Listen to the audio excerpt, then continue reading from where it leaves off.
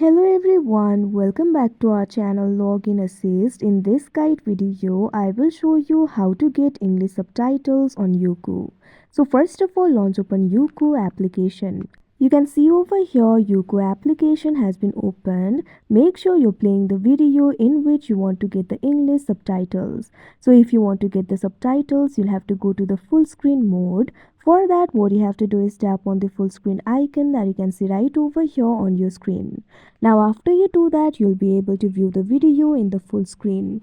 You'll be able to find various options at bottom. So if you want to get the subtitles, what you have to do is simply tap on the CC icon that you can see right over here on your screen.